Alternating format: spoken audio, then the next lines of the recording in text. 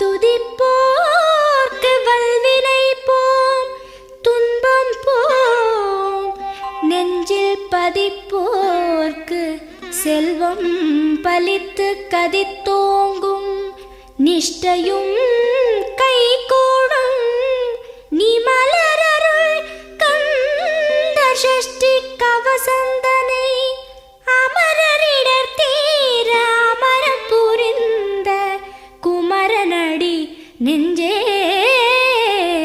குறி.